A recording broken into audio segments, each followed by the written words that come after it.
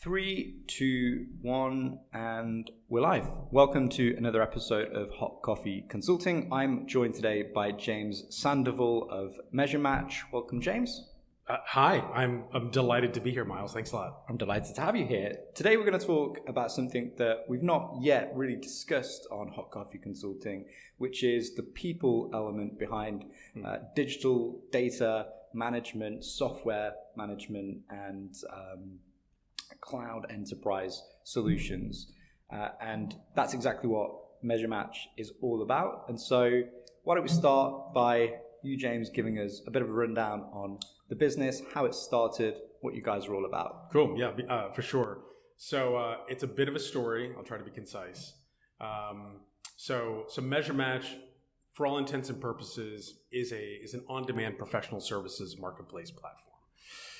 And that's a bit of a word salad. I can break that down. You can also say that it's a kind of freelance marketplace, and we'll explain what that means more precisely. But it's essentially a platform that enables the buying and selling of services, specifically enterprise marketing, commerce, customer experience, systems and related data management, data engineering, and data science services. So clients will say, hey, I need someone to help me to maybe revamp our Adobe Analytics, or to deploy Segment, or to help us to understand which customer data platform to select and to deploy that, and perhaps integrate that with other systems, build dashboards, a whole range of things. But it's really solving for marketing, commerce, and customer experience business needs. It's very system-centric, very enterprise-oriented, and it's all professional services.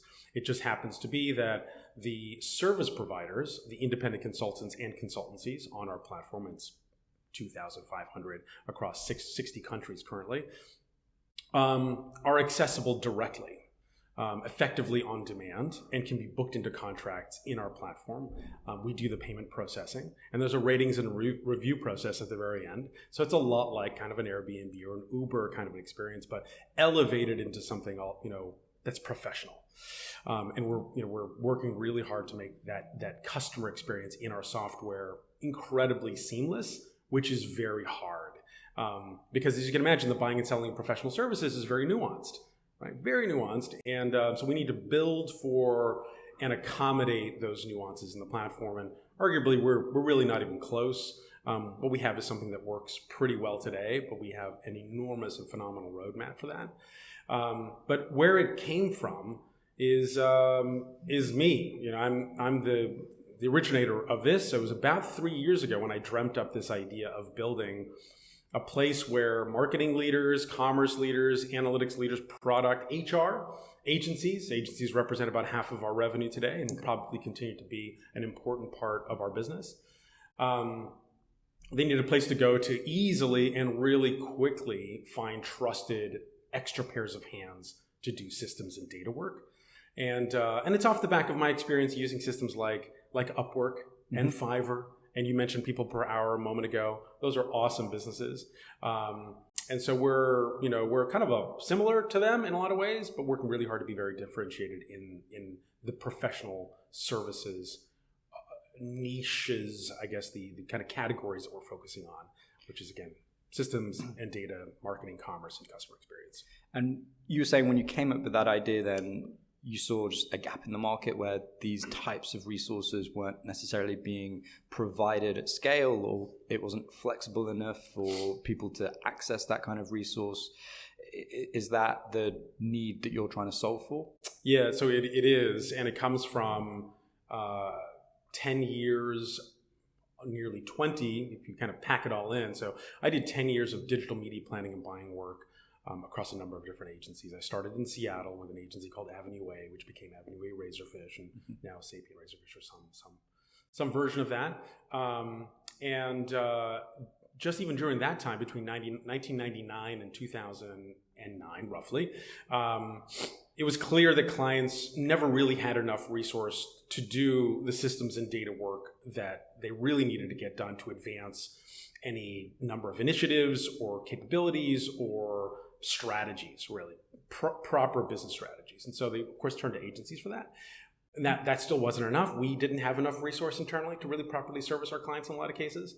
So that's where it started. But then I went to work with Cara Interactive, Definity, Isobar, Neo at Ogilvy. I did 10 years across those agencies and saw the same thing for 10 years. But also saw the opportunities for clients and for agencies to get that stuff right when they have the right people in place to execute. And those people aren't necessarily required to be in the team full time. They just need to be roped in as and when needed, right? So part of what we're solving for with the platform is to enable brands and agencies to really operate a fixed plus variable human capital management model a lot better than ever before. So maybe 80% or 70% of a team is FTE, full-time, supported, cultivated talent in the team, and the other remainder is contingent.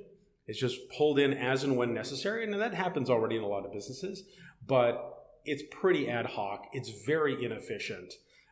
It's high risk, and so our platform helps to solve for those things. So, that's a really interesting point that you just raised. Do you think that the fundamental structure in terms of the way in which teams are built and the way in which teams operate now in today's world will shift to being that model where you have a certain percentage, a reduced percentage of, let's just call them full-time employees, and then a certain percentage where the resource is more flexible, more tactical? Absolutely.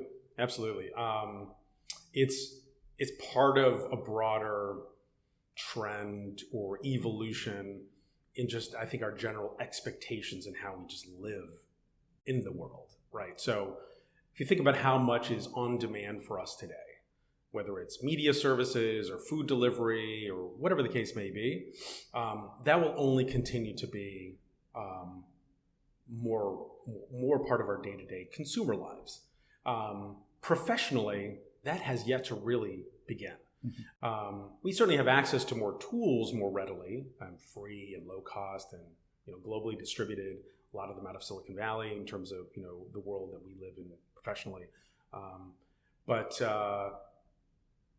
yeah, that balance in terms of how people provide services out of businesses is going to change similarly. So more of it's going to become on demand in the way that resources are brought in and deployed, turned on and kind of turned off. That's a reality that we're all beginning to, I think, see, and we're beginning to deliver on that through our platform. That, I think, certainly follows and aligns well to my own personal experience and the experience of the businesses that I've been working in over the past several years. A lot of that, I guess, historically would have been handled by so-called outsourcing, and everybody has this idea in their mind where they have a team, it's based in London, and then they also have this backfill support or this operational support that's maybe based out in Mumbai. Is that in any way aligned to the types of models or structures that you're putting in place? Is it similar in a sense to outsourcing, with respect to teams that maybe exist geographically separate to the team that's actually running the project, or how does it align generally speaking? It's similar, right? So it won't be anytime soon that businesses change the way they operate like you just described. There may be a team, a strategic support team in India or some other part of the world. There will be a roster of relationships that can be brought into the business in some way, shape, or form, probably through, probably very ad hoc, not necessarily very well structured. There will be lots of business relationships that can help to deliver. Our platform will be part of that. The kind of difference is that we're building the software to manage the process in such a way so that it is highly efficient, highly accountable, and accountability, with that comes trust. Very data-driven, right? So the more use of our platform and all the network effects that play out mean that we get a lot smarter for every participant, whether you're a consultant looking for work and locking in contracts and providing those services, or like in one case, we have something called service packages on our platform. They're written by and published by the independent consultants and consultancies on our platform, and they're basically ads. They're free. They're one-pagers. They describe services that can be provided, to deploy a CDP or do some Google Analytics work or do some Amazon data pipeline work or a whole range of things. About $2 million worth of these service packages for clients to view and to book into contracts. So those are growing every day. The more of that contribution, the more clients who come on board. We're about to open the doors for technology vendors to participate in our marketplace too. Okay. That's going to get really fascinating. So it's becoming an enterprise ecosystem of participation, and with that comes enormous volumes of information about needs and desires and execution and value. And with that, we can help to create much more value for each of the players in the platform. And so that's different than the way that businesses would currently experience, I think, the way that they deploy resources. Yeah. And how do you manage the supply of that resource? And I guess within that question, there's a couple of different points. One, we've already mentioned the fact that this resource is, generally speaking, very scarce. So how do you first and foremost get scalable access to these types of people? What's the composition in terms of individuals versus, you mentioned independent agencies or consultancies? Sure. Yeah. And then how do you manage, or what responsibility do you take for the quality control in terms of those suppliers, those partners that currently have access to your platform and can sell through your platform? There are 3 questions there. I hope I get them all. So I'll start with the last one. So our terms are crystal clear for those who read them, in that the quality of service delivery is strictly between buyer and seller. So we're a matchmaking platform for all intents and purposes. So we don't take a position, right? So we enable buyers and sellers to meet, to negotiate, to communicate, to contract, and our role is to ensure that it's an amazing match between buyer and seller. And we process payments a lot like the other consumer marketplaces that are service marketplaces that are out there. So we don't take a position. It's really between the buyers and the sellers. The composition of the marketplace on the supply side is like 70-30, 70% independent solopreneurs. So these are individual consultants that have probably done 5, 10 plus years of corporate work and now want the flexibility to be able to work from anywhere. I've never heard that term before, solopreneur. Yeah. So and I like it a lot because I think it really clarifies, or it helps to make clear that independent consultants are entrepreneurial. They're striking out on their own. There's a lot of risk in that. And so we certainly recognize that, and we want to be a really helpful partner for them to be successful. And like, for example, we have this one superstar consultant on the platform who's starting to hire his own team because of the success he's realizing through our platform. And so now he's no longer a solopreneur. He's a consultancy because he's got team members and he's beginning to grow. Right. So that solopreneur entrepreneurial dynamic is really, really cool. So 70% independent individuals, 30% small to mid-size, and in some case large. And we're getting some signals that some very large consultants and agencies want to participate on the supply side because of the kinds of clients that we're attracting on the demand side. So they're not insignificant brands and agencies, which we now have to kind of balance because agencies probably don't want to service other agencies. So it's fine. We'll figure that out. And the way that we're attracting on the supply side is perhaps surprisingly not because we've done anything, because we've not actually actively recruited yet. So we get applications every day. We screen them. We look for what are the most relevant and clearly right for the platform consultancies. And then we invite them into an interview. We have a call, so we do lots of calls to ensure that it's clear how we operate, what we're trying to do, gather some further ideas on how we can improve the platform, and so on and so forth. And then we green light and onboard if in fact they meet all the criteria. So what we look for mostly, it's just great communication skills and a demonstration of capability. capabilities.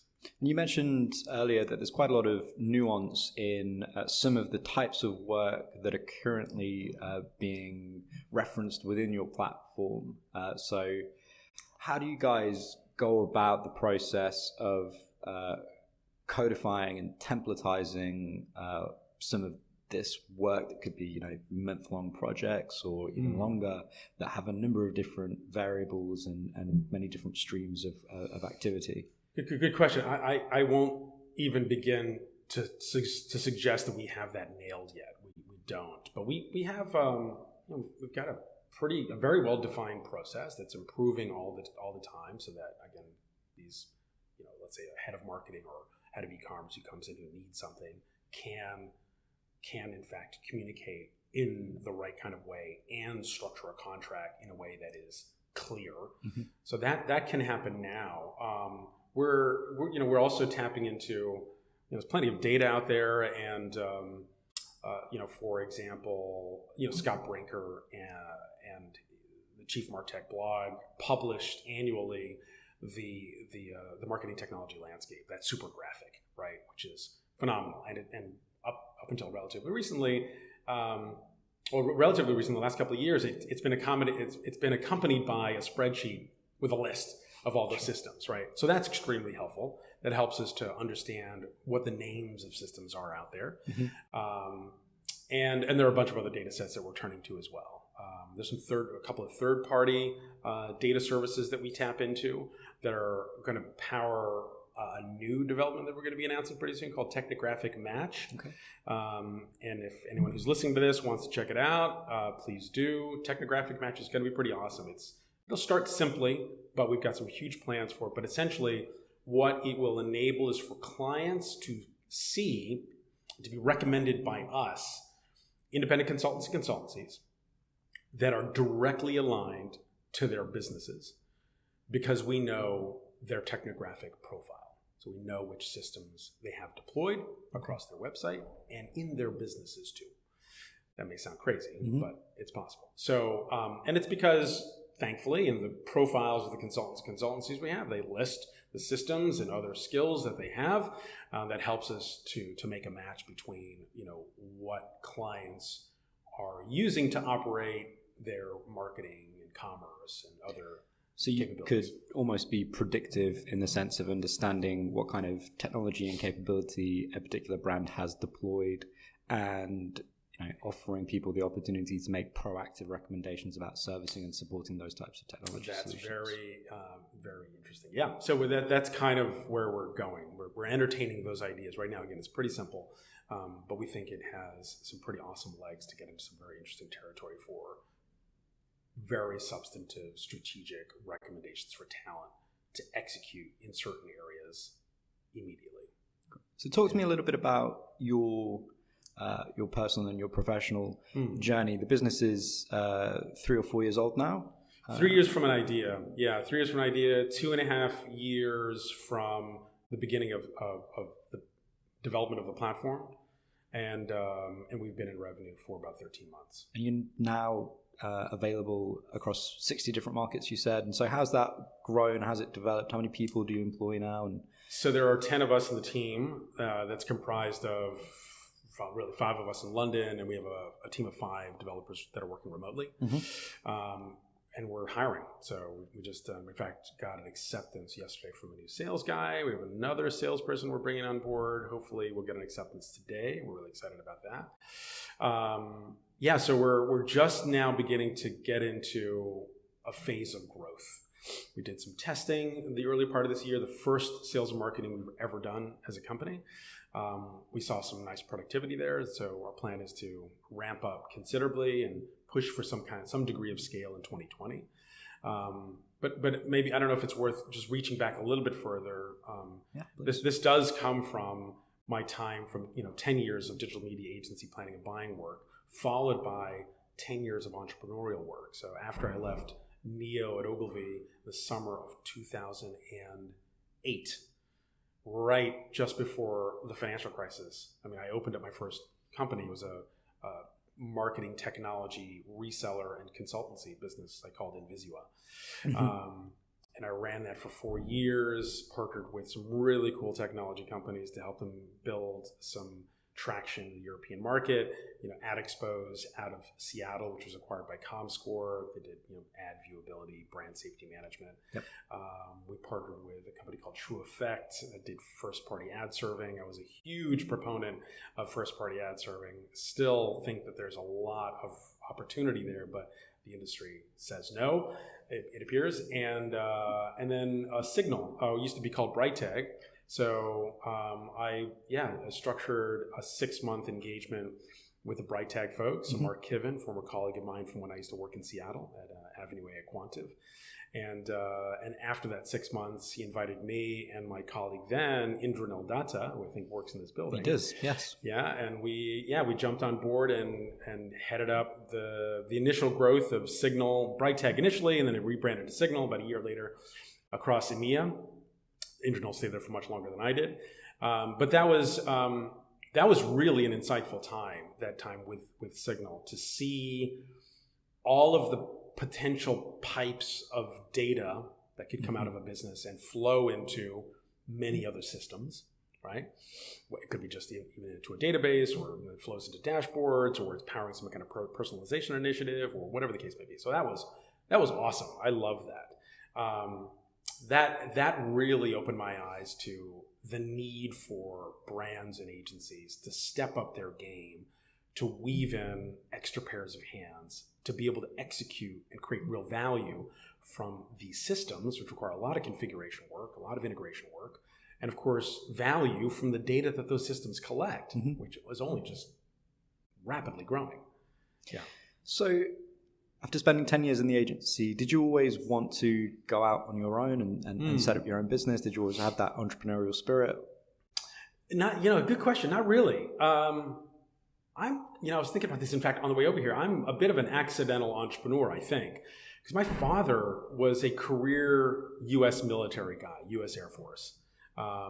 We lived in many places around the world, mostly in Europe, in fact. And I think maybe the entrepreneurial bug comes from that, having changed schools often.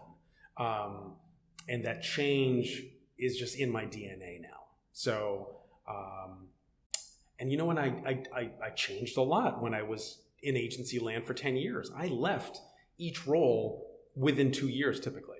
I was hungry to grow into something else. So there's definitely something entrepreneurial there. But taking the leap out of that 10 years across different agencies, going independent was not as scary as I thought it would be. It was really exciting. So I guess it was always in there, but I still feel like an accidental entrepreneur. It's really interesting because just a couple of days ago, we were having a debate in the office about how long people typically stay in roles. And obviously within this industry, it's a little, it's a special case in many ways, but it's rare to see people staying within a given role for over a 2-year period. You do see quite a lot of movement either across agencies or within agencies. I don't know whether or not that speaks to a larger trend in the way people are just engaging with their working life, but it certainly seems to be more transient. Yeah. It has to be because there's just so much change in the industry, right? There's so many new ways of working, new ways of communicating, new ways of being productive. So it's kind of, I think it's natural that there will be that kind of change. The hard part is for leadership in agencies and businesses to keep people, from jumping from place to place, because that kind of a commitment for the longer term in a given role is really valuable. Yeah. Really valuable. Of course it is. Yeah, 100%. I mean, that's the interesting thing, going back to talking about how teams will likely change in the future. And I absolutely agree in terms of having a more fixed base of resource, talent that's been incubated, that's been supported, and then having a more variable, more flexible resource that you can pull in on a tactical basis. But there is something to be said about the continuity and the consistency of having a team in place over a significant period of time. I think that's often what's lost in the agency environment because of that very quick turnaround time with resource, with teams. is that you lose sometimes the wealth of experience that's gathered over a number of years. Absolutely. Yeah. So there's a lot of opportunity to solve for that. It's not going to happen anytime soon, but with the emergence of platforms like ours, I think that we can make a small, if not really important contribution in the mid to long term. Talk to me a little bit about the Foundry experience. You won an award. Yeah. Was it last year? Last September. Yeah. Talk to me a little bit about that, because I read the story online and Cool. It sounded a lot like Dragon's Den, and I just wanted to know what the experience was like being part of that process and obviously going on to win that. Super exciting is the short answer. We went to DMX Go with the view that we had a story to tell about what we're building, and figured that was the right place to tell that story. And I've been attending DMX Go forever, I think, from pretty much the very beginning, with the exception of when it started out, I think in Dusseldorf or Hamburg, wherever that was initially, but always in Cologne is where I went. But so we submitted an application to participate in this competition, sponsored by the Unilever Foundry and DMX Go. Mm-hmm. And it was a bit of Dragon's Den. Well, was it Dragon's Den-like? It was a bit of a competition. So we had to pitch against a group of 4 other startups, while I think 12 other startups were also pitching. And then, so there were winners out of each of these pods of 4, and then 4 went into a final. And, I get really nervous on stage. I'm getting better, but you don't seem like the person that would get nervous on stage. I do. And so I was like, did I get it right? Did I actually say the right words? And so yeah, that kind of feeling, right before our name is called as the winner is like phenomenal. So we went and told our story. We had I think our pitch down really, really well. We have some amazing investors who help us too. So we're backed by some pretty phenomenal names, a few that we can share, like, for example, Paul Frampton, who's the former group CEO at Havas Media, is one of our investors. Mm-hmm. Craig Fenton, who's Google's UK Chief Strategy Officer, Chief Operating Officer, he's one of our backers. And we have some other pretty significant senior agency and technology investors from Google, Oracle, Integral Ad Science. Mm-hmm. So we've got the right kinds of backers who are helping us to be clear and focused about what we're doing. And how do you engage with those backers? Do you have them on hand to help and to consult and to advise? Do you meet on a quarterly basis? As a small business, as a startup, which you may still consider yourself to be, how do you leverage that kind of support? Because it clearly is incredibly important to have the right people backing the business. But I just, for the listeners, to understand a little bit about how that ecosystem works. Probably not enough is the answer in terms of how much we engage with our investors and advisors. In fact, at this point, I'm actually quite late in delivering a business update. It's been flat out insane. But there are a few that are very active. And so which is great. So many of them they're very busy. They have their own day-to-day lives. They do what they do. And so they're just trusting that, that me and my co-founder Tom and the team are executing in the way that we told them about the business 6, 12, 18 months ago. So some of them were invested at the very, very beginning. So they don't really need to hear from us, but we're going to be following up with something substantive relatively soon. But there's some that we talk to almost weekly, and that helps a lot. Okay, great. And in terms of some of the things that you're looking at, maybe later on in this year or future facing, you've already mentioned the technographic capability that you're bringing into the platform. Are there any other new systems, processes, or capabilities that you're looking to introduce? So technographic match is our next announcement. This is kind of a pre-announcement with you, depending on when this gets published, of course. Vendor service hubs is another initiative. So that welcomes the participation of technology vendors into the marketplace, not to sell their products. Mm-hmm. We're not in that business. It's all about access to services, which is vendors are going to play a role to validate and verify the credibility and service quality of experts on the platform. Okay. It's going to be very, very cool.